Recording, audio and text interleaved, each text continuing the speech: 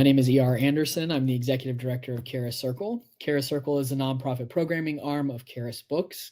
And Charis Books is the South's oldest independent feminist bookstore.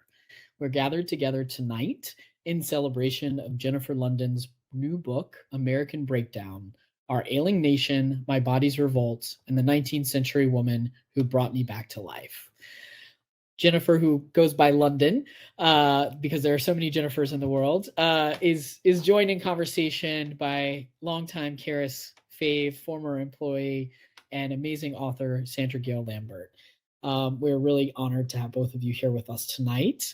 So I'm going to introduce Sandra first. Sandra Gail Lambert is the author of the Lambda Literary Award-nominated memoir, A Certain Loneliness, which explores the intersections of disability, queerness, and desire. Her work has been published by The Sun, The New York Times, The Paris Review, and Orion. She is an NEA Creative Writing Fellow.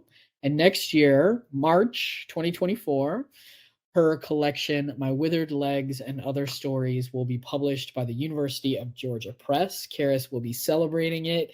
We will be back here in this virtual space for sure, celebrating it. So keep an eye out and get ready to pre-order it as soon as that link goes live, probably just in a couple months, because we're so excited to get to party with you and celebrate your success around that book. And the person of the hour tonight is Jennifer Lunden, who is the recipient of the 2019 Maine Arts Fellowship for Literary Arts and the 2016 Breadloaf Rona Jaffe Foundation Scholarship in Nonfiction. She writes at the intersection of health and the environment. Her essays have been published in Creative Nonfiction, Orion, River Teeth, Diagram, Long Reads, and other journals, selected for several anthologies, and praised as notable in Best American Essays. A former therapist, in 2012, she was named Maine Social Worker of the Year. She and her husband, the artist Frank Turek, live in a little house in Portland, Maine, where they keep several chickens and 2 cats. And the book we are celebrating tonight, American Breakdown, is her very first book. So we love to celebrate debut books. It's actually our thing. It makes us so happy to get to help. We think of it as launching, birthday, all the metaphors. We like all of them. So whichever one you like, we're into. But we really think it's a special thing to get to help books come into the world and be made public. So thank you for letting us be part of that process. For everybody watching around the world, feel free to ask questions at any time. You can put them in the chat, or you can put them in the Q&A box, which is on the far right. It's a little question in a text bracket kind of thing. So just click on that and you'll be able to put your question in, and Sandra will incorporate them where appropriate. But I'm going to go ahead and get out of the way because I am so excited to hear this conversation. So welcome to you both. Thank you so much for being here. Thank you, E.R. That was a wonderful introduction. So Lunden and I have never met. And until like a week ago when we were planning this, we'd never even spoken one-on-one.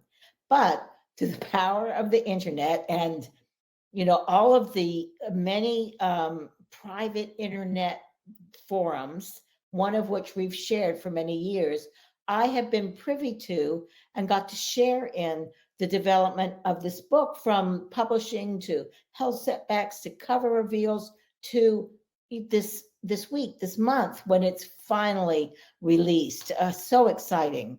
But what she did offered us was intimate, and it was generous, and it was so helpful in all of the rest of our writings as well.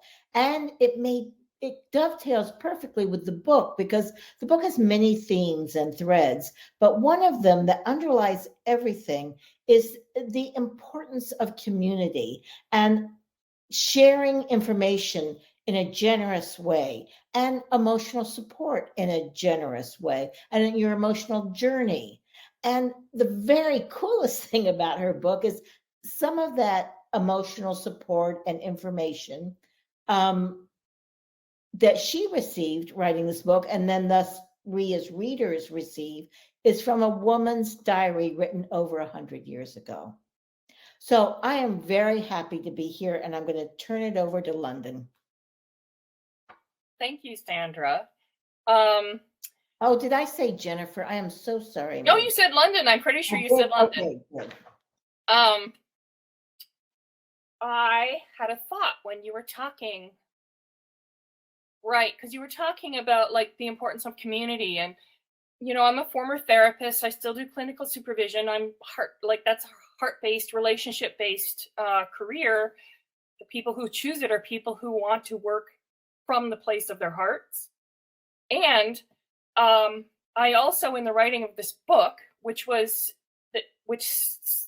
is in part about my experience of chronic fatigue syndrome, which we now call ME/CFS, myalgic encephalomyelitis chronic fatigue syndrome, that I felt like it was really important for me to be able to also communicate hard facts and research in a way that would be convincing for skeptical people, doctors and researchers, and anybody who is dismissive of ME/CFS and multiple chemical sensitivity, which is the other thing that I've dealt with for many, many years.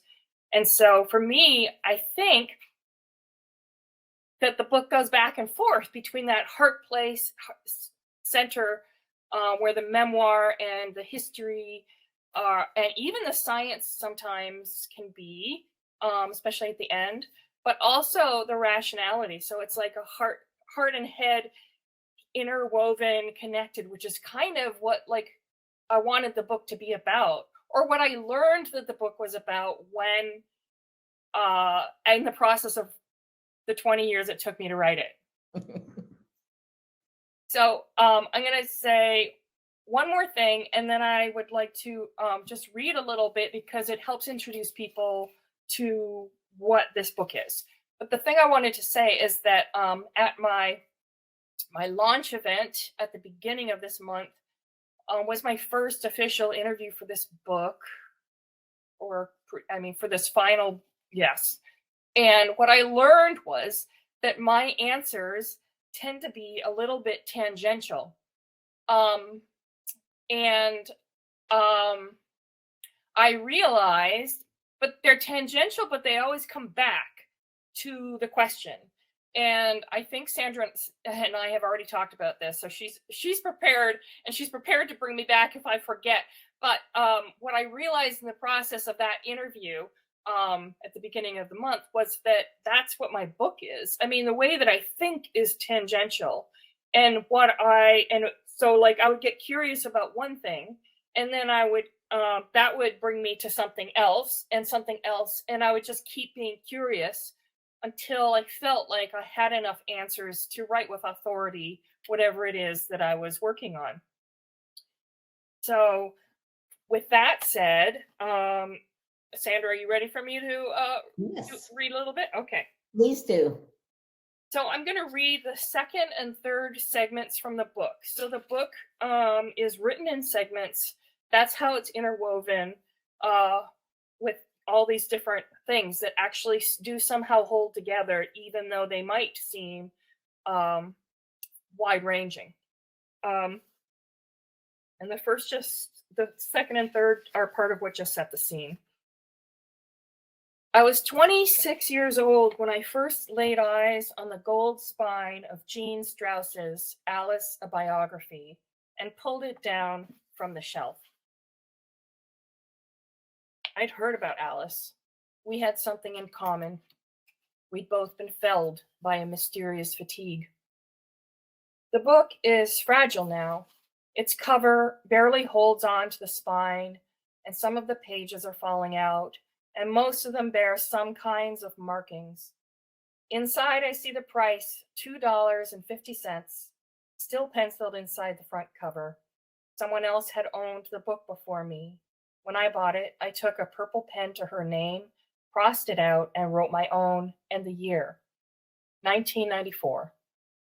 I'd been sick for 5 years. I didn't know then that the book was treasure in my hands. It would become my company, my work, my healing.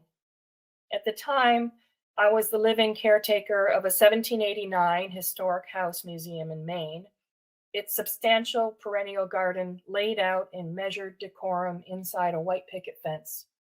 When I think now of that garden, I see it bursting in the violent bloom of high summer, stands of white liatris spiking the azure sky, Gold rudbeckia, 6 feet tall and toppling, aphids on the helianthus, mold on the phlox, weeds overwhelming all the back beds. The garden was too much for me. From the bedroom window on the second floor, I could see the explosion of color, a carnival of red, yellow, purple, and pink. But I rarely looked down upon the garden from the bedroom window, because what I saw more than anything, even from that vantage, was my failure to keep up. For me, the garden was something to be contended with, when I should have been weeding it, taming it, saving it from itself. Instead, I lay in bed, in the cool of the oscillating fan, reading about my dead bed comrade, Alice James.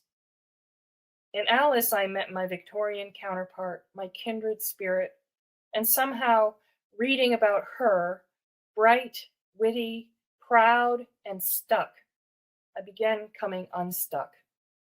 Why was Alice sick? Why was I? From my bed, and with the aid of interlibrary loan and a helpful librarian, I set out on a journey to find some answers. I spent years researching American history, 19th century and contemporary toxicology, biology, medical history, economics, environmental history, sociology, chaos theory, and more. And by the time I finished, things were a whole lot clearer. 99 years before I was born, Alice collapsed. She was 19 years old in 1868, 2 years younger than I would be when illness took me under. Her eldest brother, William, had just given up preparing for a career in medicine and was floundering toward his destiny as the father of American psychology.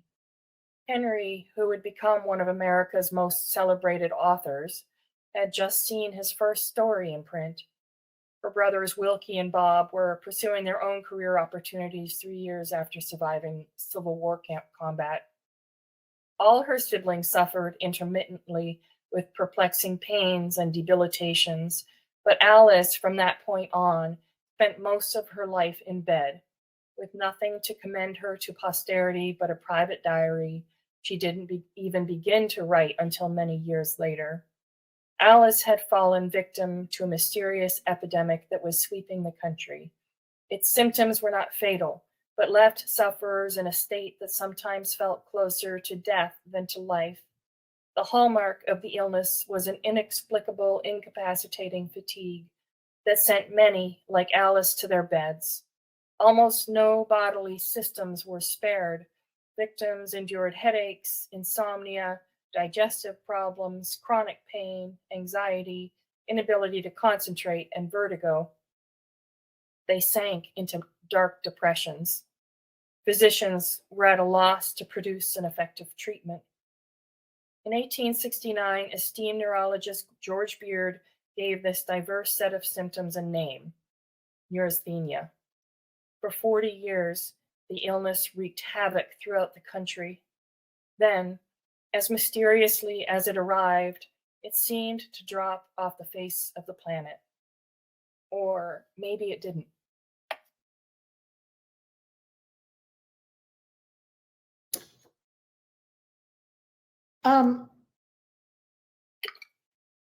Okay, I wanted to start with, because we need to learn this word. So I thought we'd start right off. I don't know how to pronounce it, but say the word. What it means is doctors being at a loss for discovering the cause.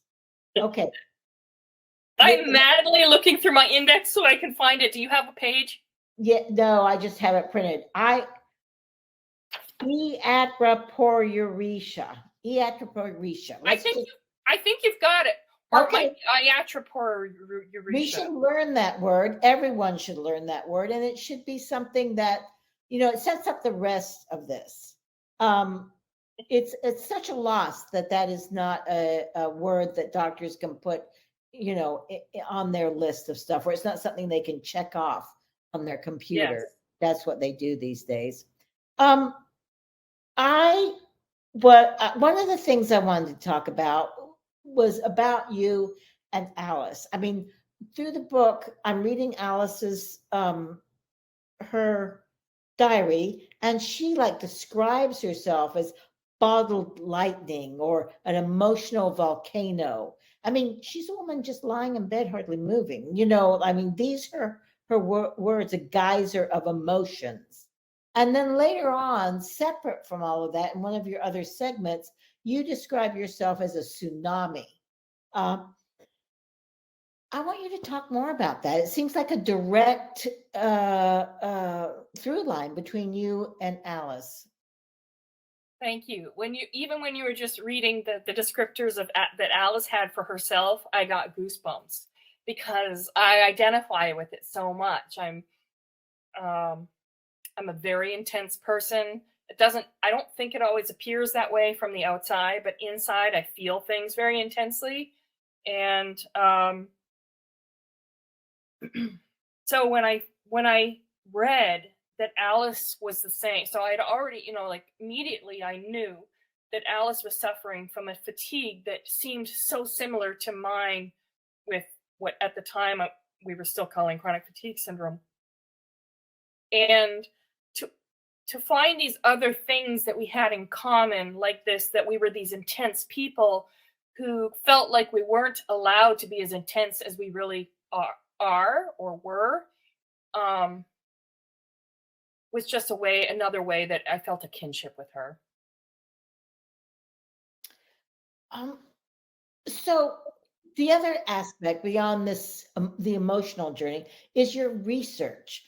And this is so off subject, but there were a couple of places in your research that just blew my mind. I mean, and it's not the deeply disturbing history of medicals, not the pieces that pertain to your actual themes. But there was this one part where you talked about how before the railroads, there was no common time.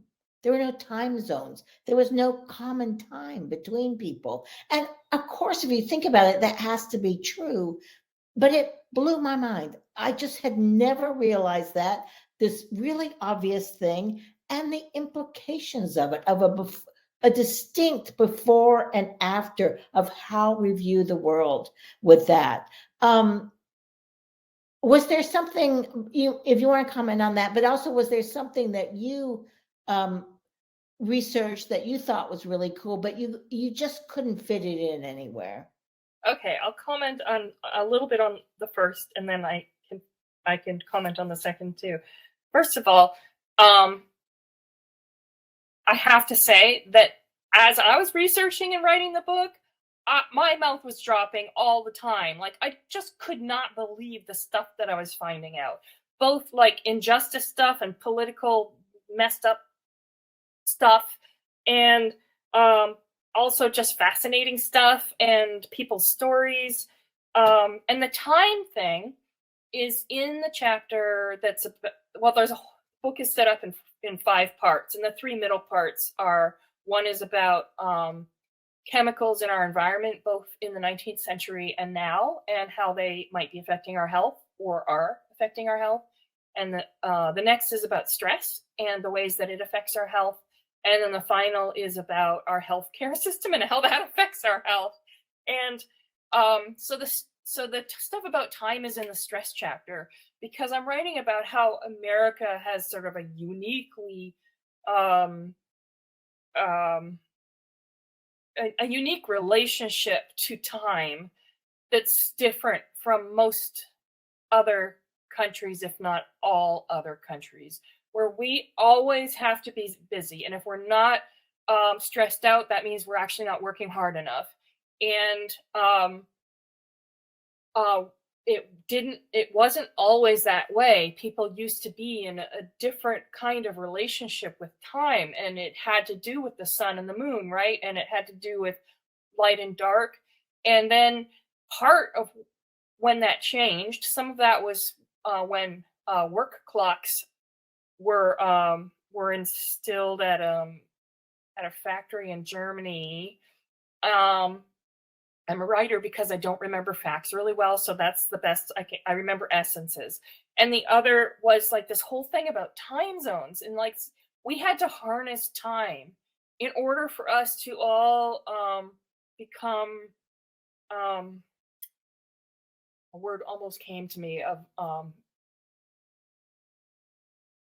unified is the nice term, but I think of it more almost like robotic, right? Like it's more machine like. If we had to manage time in that way, we're not in relationship with our environment in the way that we used to be.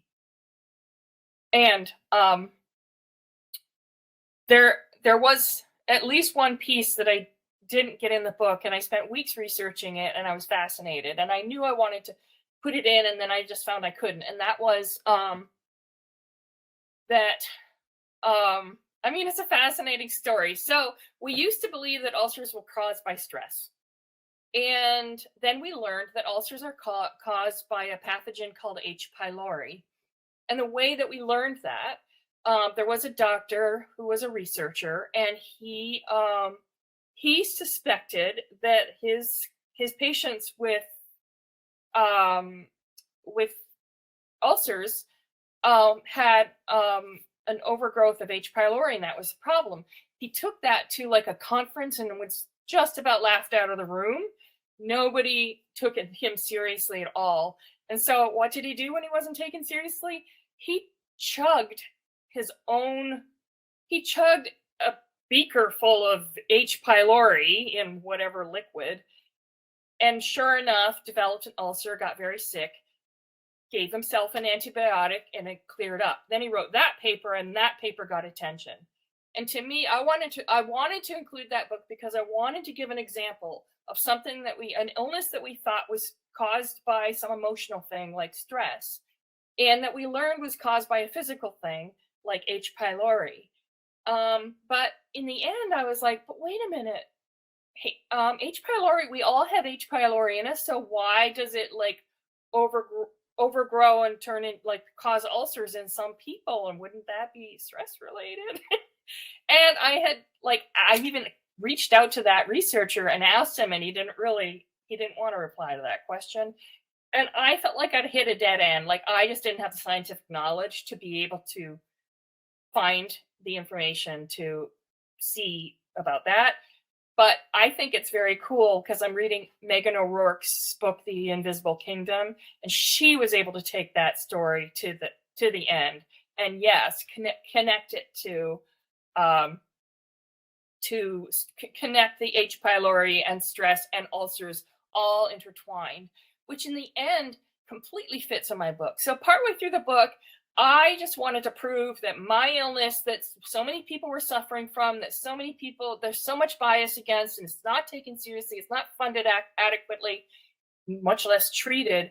I wanted to prove it was a physical illness. It's not because I need therapy. But by the end of the book, I realized, oh, there's actually a lot of scientific research that shows that the mind and the body are connected. And all this Descartes stuff, Cartesian idea of the split between mind and body, even though it was helpful in some of the ways, in many ways, for us to get the kind of medicine that's that we have now that's so helpful for cancer, for pneumonia, CAT scans, like all those things we have because of Descartes' idea of mind and body split. But what we don't have is adequate medicine for people with complex multi-system illnesses like ME/CFS and long COVID and lots of other illnesses. And I think that's where the Cartesian model has hit its limits, and it's time for we need to move on to the next. That was a long answer to your question. No, great. So I'm just going to talk. This brings right up something we talked about a little bit, but not a lot, which is I had polio 1953 or whatever. So, and polio is definitely in that Cartesian model. Yeah. I mean, oh my God, there was a president, there were, studies, there were the little kids with putting their dimes in the March of Dimes, raising so many hundreds of thousands of dollars for research, and there was a vaccine. And when the vaccine came out, doctors stayed up weeks in a row giving the vaccine to as many people as they could. It was this, everyone from the littlest kid to the president of the United States was involved in this mass movement to help out with this illness. And then you come along and you're definitely in what you called in your book, that you call my era the modern era, and yours the postmodern era. And you're talking about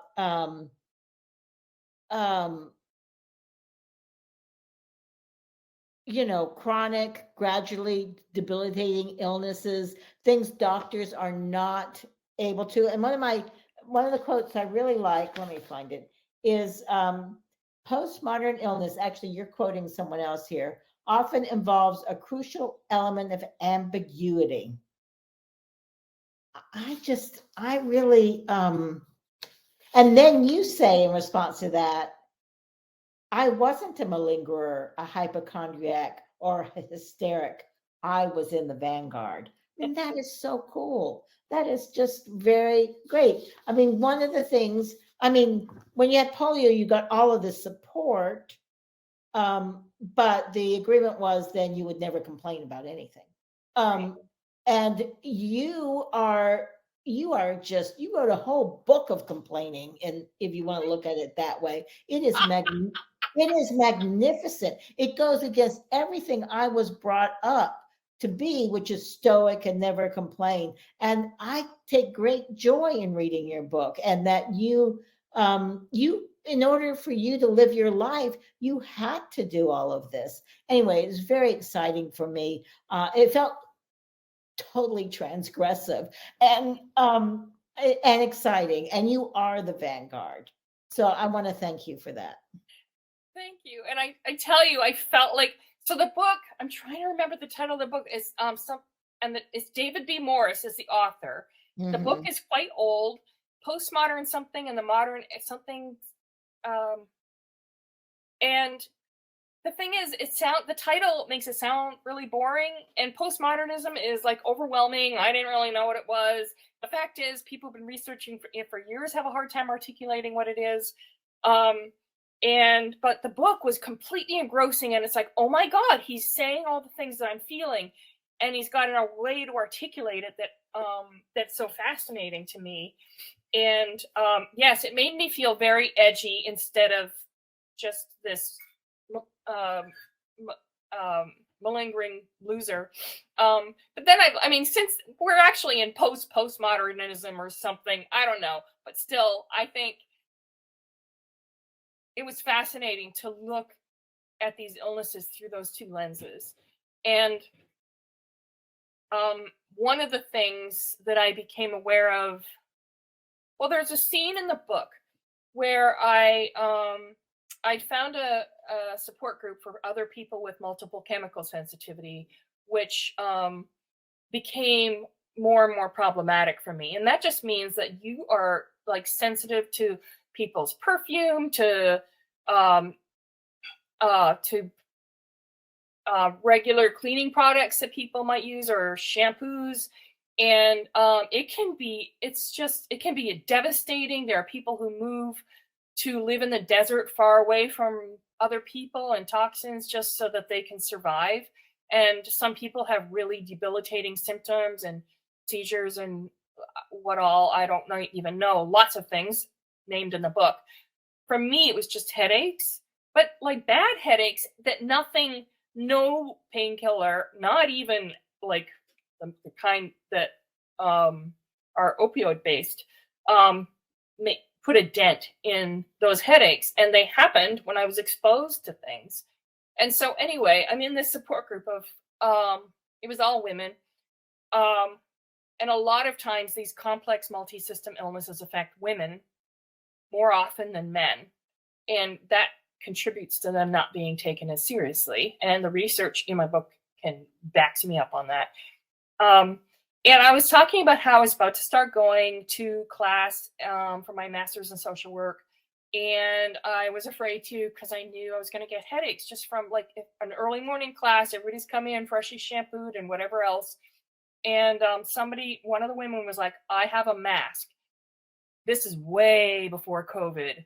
It was before masks were cool. It was like, she said, I have a mask, an extra mask. It's a special kind of mask that really makes it, like, it's even better for preventing you from smelling chemicals or from them getting through than the N95. I wouldn't say it's probably not better for protecting you from pathogens, but it's better for that. So she sold me the extra one that she had, and I was really ambivalent. I was like, I don't want to go there. So before forget I just told you she sold it to me, because first I was like, no, that's where I draw the line. I will do all these things to get well, but I will not wear a mask because I don't want to look like a weirdo. And the people in the group were like, oh, it will change your life to have this mask. You will feel like you can go out into the world and you're safe. And it's so worth it. And I did get the mask and I did start to wear it. But that was the moment that I realized that there are people who have visible disabilities and there are people who have invisible disabilities. And there are privileges and whatever the opposite of privileges is, for both things. So for me, with an invisible illness, I have doctors telling me that I'm just depressed and I should just go back to work. But I'm able to pass in society as just an average person, and nobody is making assumptions about me, which you can probably talk more about, Sandra, which, I mean, I just, I just about finished A Certain Loneliness. I love it so much, and I've learned so much about what it's like to have a visible disability and how people treat you. And that's not something that I ever had to deal with until I started wearing the mask. And even then, not too much. Did you want to say anything about that, Sandra, or do you want to? No, I think that was, no, I like that. That was good. That was good. And okay,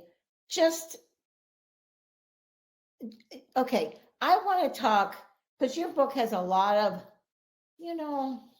not the most cheerful stuff in it. I mean, it's so heartfelt and written so beautifully that it doesn't matter if the stuff is cheerful enough. But there's a point in here where you talk about hope and the actions that you can take.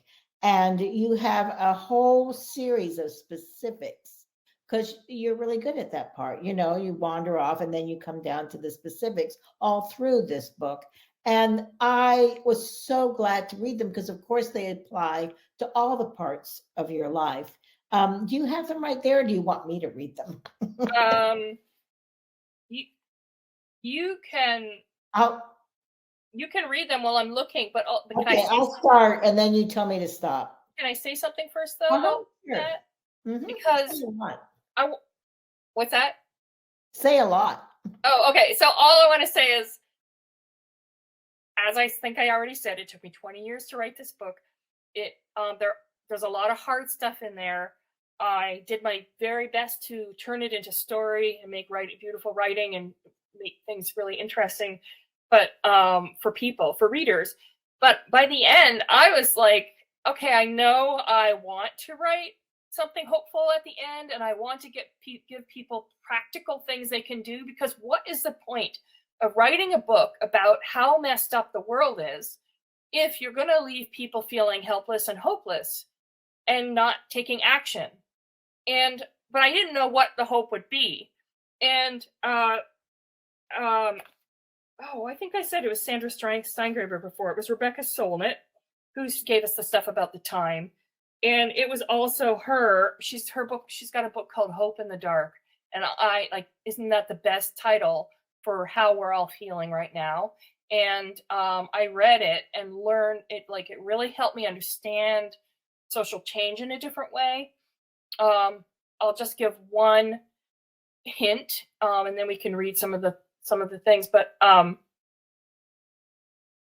like, I think we want to think that social change is linear, and we want to think like we'll all get rowdy about something that's pissing us off. And we want to think that doing that one rowdy thing, all of us together, is going to be the thing that finally creates the change. But that's not actually how social change tends to work. It tends to start with the minds and imaginations of people through story. And it continues for often years, people doing actions that don't appear to be making a difference. And so I think about gay marriage as one example, and it's in there.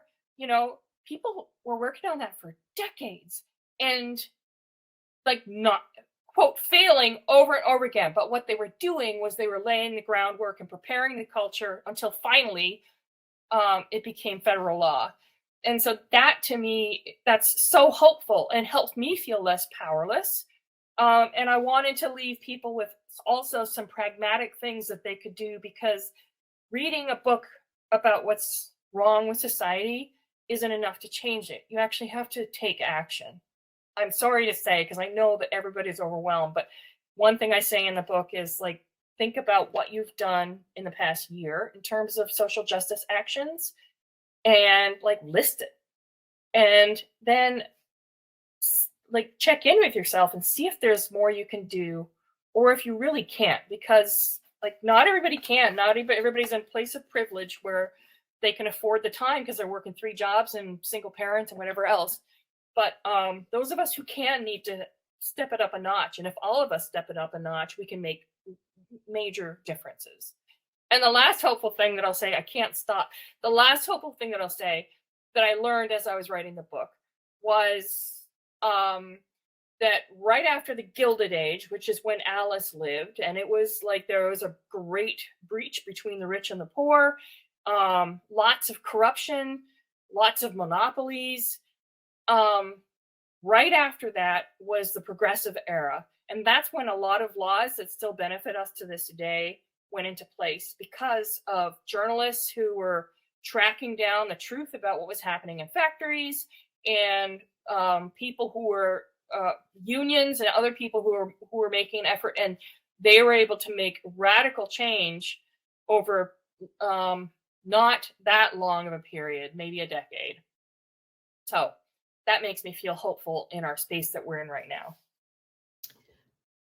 You said what I wanted to say about what you said about hope, except I want to point out that you were, that's dangerous ground, telling those of us with some sort of chronic illness, having a chapter called action, like, our first response might be, screw you. And, but you go into it in a really clear way. Think about this, check in, think about that, check in with yourself, think about this. Can you, it was a dangerous place to enter into for yourself and for others. And it was clear that you had thought this through for yourself. And so I appreciated that, because it left me with something specific that I could do. That's cool, because when I wrote that part, the whole book, the whole stress chapter is about like how overstressed we are in the United States, and we're not good at leisure at all. And like, I didn't want to give the counter argument. I didn't want to counter my previous argument by saying, but you need to get busier. And so I felt like it was important to check in. But you're right too, Sandra. I didn't even think about like when I was at my sickest. This isn't in the book, but when I was quite sick, not at my sickest, but very sick, in the right around the time I read the Alice James book, I had a friend come visit me from Canada. That's where I grew up. And he and I had met at a week-long conference. He and his wife came, and they asked my then husband and me, like, what were we doing for social justice? And I remember talking to my husband later. I was like, I felt terrible that I couldn't say anything, but I also felt angry. So I remember talking with my husband later, my then husband, I have a better one now, about like the gall of them to ask like what we're doing when we're barely surviving, right? I was physically very ill. We financially were struggling. And so, yeah, I think that kind of experience helps people be more sensitive to the fact that not everybody can do all the things. I want to go back to another part of your research. We're coming to the end before questions, and there's some good information, but another part of your research that has nothing to do so much with what it does, but that blew my mind and made me have to rethink completely one of my, a book or a chat book that I loved. And that was finding out, because your question was, oh, well, the people back then, how are they getting, why was Alice James so sick? They had pure air and they had pure this and they had pure that. And you started talking about how that was not true. And one of the things you said was about arsenic. And one of the things you said about arsenic, among many things, was that it was in the wallpaper. I know. Does that not completely change how you read Gilman's The Yellow Wallpaper? Yes. I mean, the woman was arsenic poisoned, that it just, I have to go back and read it with that in mind, she is hallucinating, maybe, I don't know. Anyway, that was one of the things.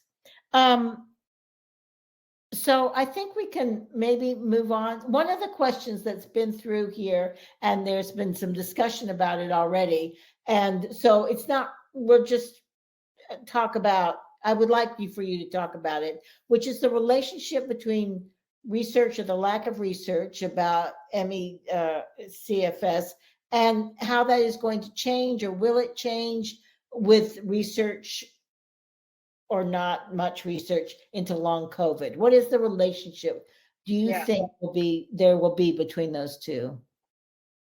Thank you for that question. And I see that Wendy asked, you sort of paraphrase what Wendy had asked. And right.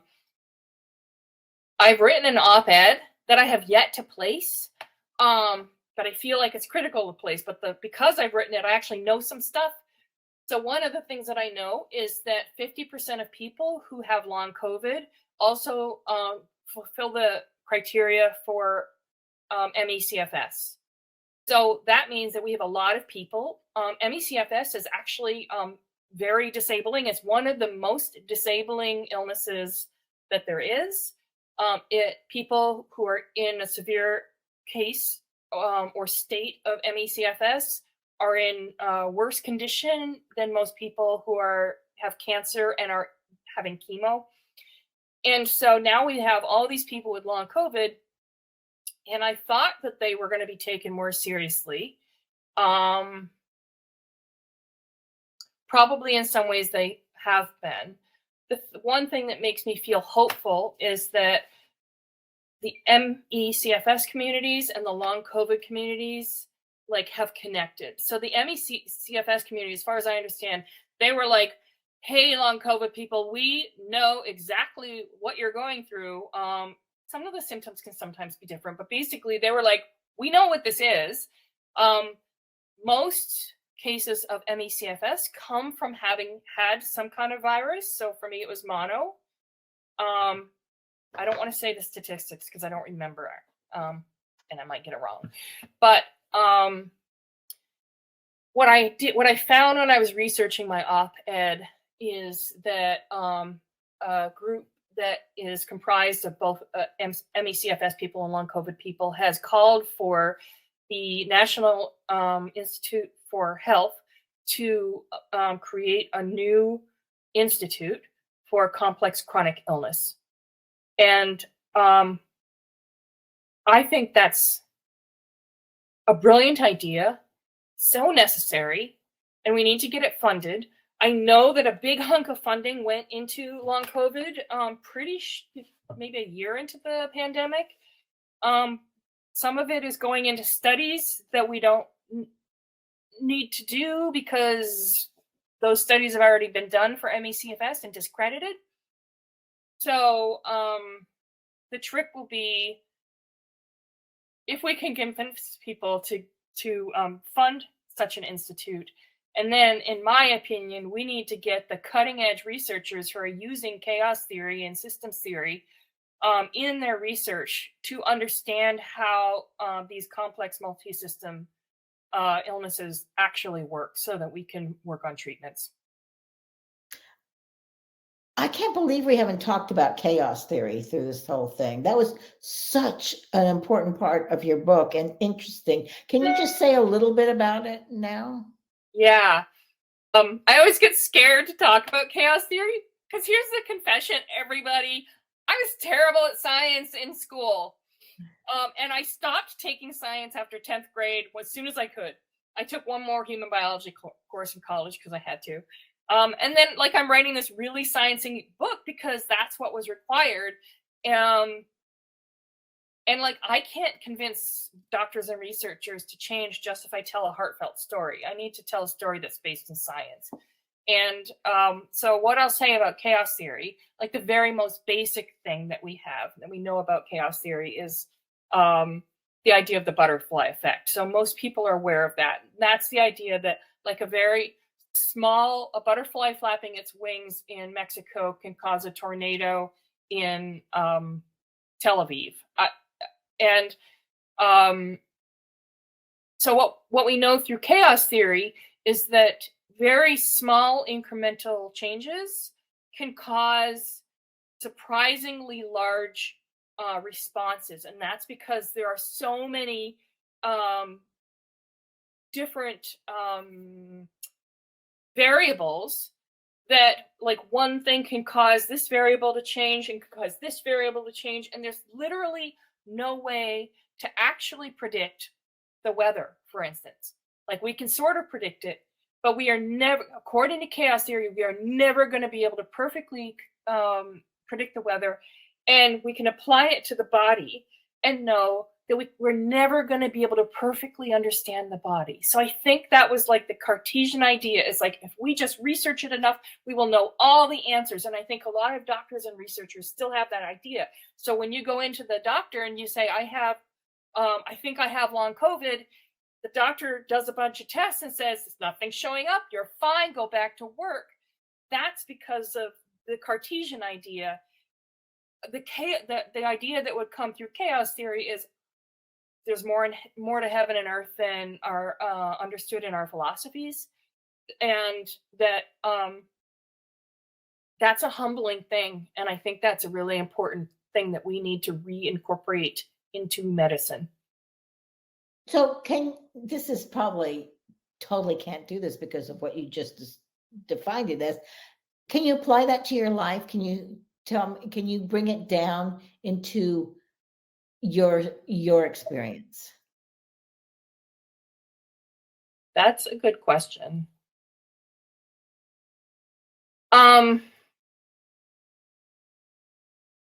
thing that's coming to me is, I don't know that it is quite the answer, but like, I'm remembering when I was like 19 or 20, before I was sick, and I was in Belize for 4 months, and I was writing to my mom about a feeling of chaos and how I just wanted to hold everything together. And she suggested that I think about, and I think maybe I used the analogy of a string of pearls. I just wanted a string of pearls. And she's like, what if you can, what if you can just accept that the pearls are strewn all over the ground? Like, maybe that's okay. And as I'm talking about that story, it makes me think about my nature as a human and a first child, and a child whose mother left when she was 11, when the child was 11, is to hold everything together. And I think that is a stressor that is amongst many stressors that contributed to why my case of mono never went away. So I don't know that that's a direct answer to your question, but that's what came to me. And, my understanding of chaos theory is one as well, which might apply to us individually when we think about our lives, I don't think you can apply chaos theory individually, but I'm going to right now, is the part where just the observation or an action changes everything, realigns everything, for better or for worse or for nothing, and that's such an interesting part of it to me, reading your book and reading all of the different avenues you took in order to hold it together, to keep control of your life, to feel better. And some of them worked and some of them didn't. And but you just, like made your way through, like when I'm kayaking in a muddy creek and there's not much tide, you find your way out by sticking your nose in here and there and finding that little bit of open water that you can't see because you keep bumping against. And eventually you find your way through some tiny extra inches of clearance that you need to get the boat out. So that's what it feels a lot like, what you have done in this book and have shared all of it with us. I want to finish with this. You were talking about a doctor you had, I think it was a doctor, because I just pulled these quotes out, and who said, "I am struck by your fortitude, even in the midst of this hardship." And you say, "This was an angle I hadn't considered. I'd been so immersed in my weakness, I couldn't recognize my strength." And that was a turning point in the book about your journey. Like you gathered that strength and you wrote this book in response to it, or with it. And I'm really thankful for that. Thank you very much. What other questions do we have in here? I see that Katie asked, how am I handling this part of the book publishing process without overexerting yourself? I really want to answer that because I'm really in it. So I just want to say, Katie, I'd had a relapse, went in the midst of writing the book. And as I was coming out of the relapse and I was at a writing residency and I was I was still tired and I was thank God able to write some during the day, but I was still spiritually exhausted. And I asked my editor, like, when am I going to get a break? And she said, well, after the book publishes, there'll be 2 weeks of a flurry, and then it's like free and it's on its own and it's doing its own thing. So in my mind, my book would be done. So we're pretty much at the 2-week point. So it launched May 9th. It's been at least, I don't know how many days it's been. Pretty much at the 2-week point, and I am still overwhelmed. There's all this stuff that I'm trying to do, promotional stuff that I'm trying to do, and connections I'm trying to make, and so that question of like, how are you handling this part? It's like the whole thing that I have had to be learning for the many decades of my illness, and it's an ongoing process, which I think it is for anybody. And it certainly is for me as somebody who's like a productivity oriented, is to pace myself. And after the relapse, I got even better at doing that because like I never ever want to go back to that hell again. It was so bad. And so like I make sure like I don't have more than 2 meetings or appointments per day, like 2 scheduled things. And my health is much better than it was during the relapse, but it's not all better. And I still have to pace myself. As a writer, one of the good things is I'm able to write in bed, and I'm able to do a lot of this work that I'm doing right now for the book in bed or in the backyard in a zero gravity. So you asked for tricks and tips. Here's the only one that I can think of off the top of my head. I have a zero gravity chair.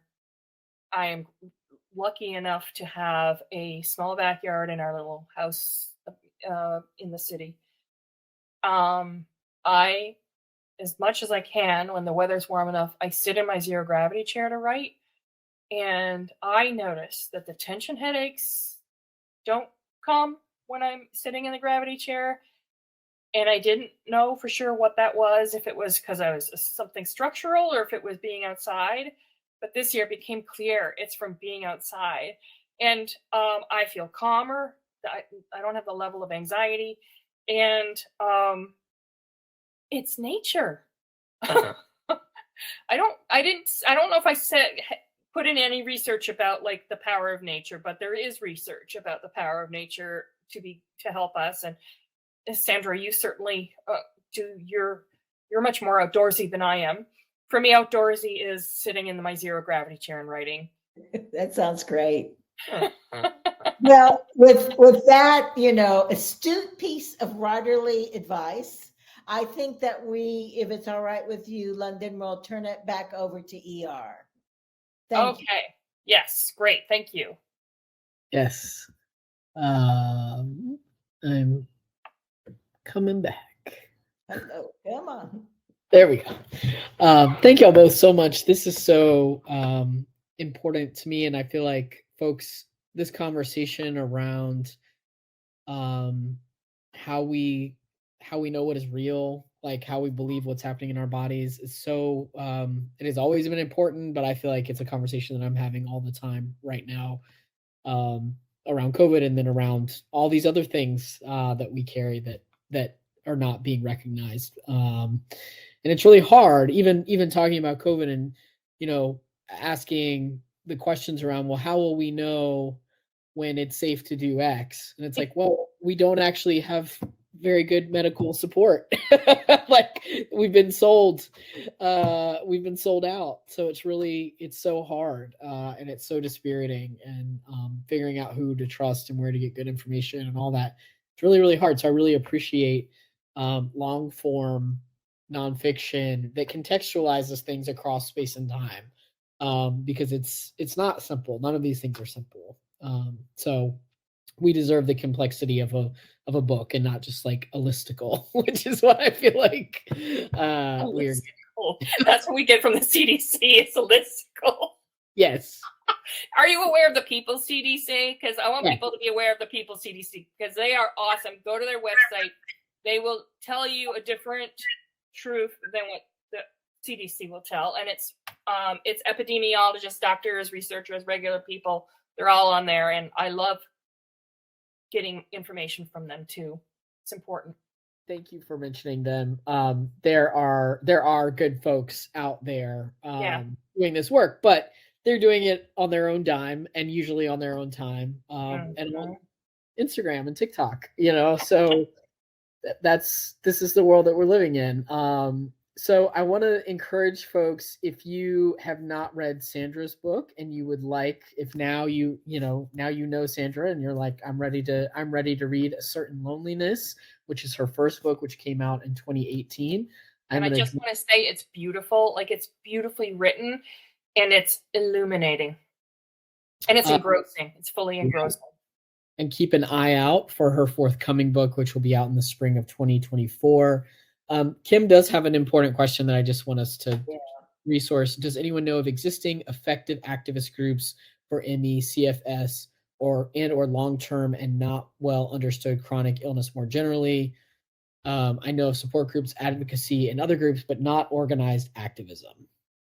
The one that comes to mind is ME Action. And that's the group that paired up with a long COVID group, and I don't know the name of the long COVID group. But I bet if you go to ME Action, that stands for myalgic encephalomyelitis, that will help you get hooked into other ones too. It's a great question. Awesome, thank you. And folks were talking about the analogy to HIV and AIDS earlier in the chat, and we just hosted Sarah Schulman at Charis about a week ago for the paperback release of her book about ACT UP. And so if folks want that deeper history about direct action done by ill and disabled folks and people who are dying, that's a deep and interesting history.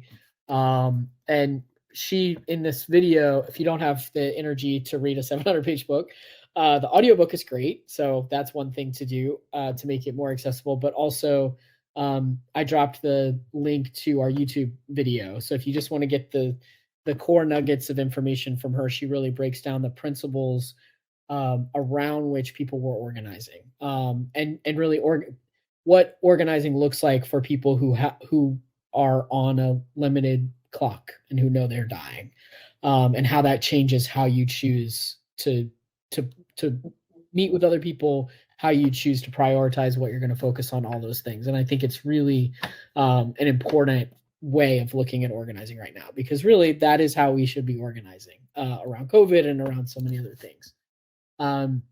So finally, if you do not yet have, I know a lot of folks have already read American Breakdown, which is wonderful, but if you've not yet read it, click this teal button. It's got a beautiful cover. You can buy American Breakdown, Our Ailing Nation, My Body's Revolt, and the 19th-Century Woman Who Brought Me Back to Life from Charis. Just one click this teal button, and we will send it to you wherever you live in the country. We really do appreciate it when you buy books from us. It really does help us. And I just say, like, Charis is like one of the few places that's a bookstore that's still doing live online events. And so I really value that, because it makes it accessible to people with disabilities. I'm not able to, I don't feel safe traveling, all that stuff. It's so important. And so if you buy your book from them, you're helping to support Charis Books. Thank you. Yes. And I do want to encourage folks, all of our events are accessible online wherever you live. So if you enjoyed this and it's your first time here, check us out at charisbooksandmore.com. Even our in-store events are live streamed, so you'll never miss a moment. So thank you both so much for being with us. Thank you, Lunden, thank you.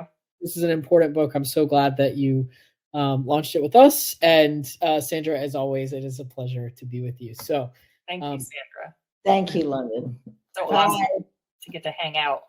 Yeah. Stay safe. Well, good night.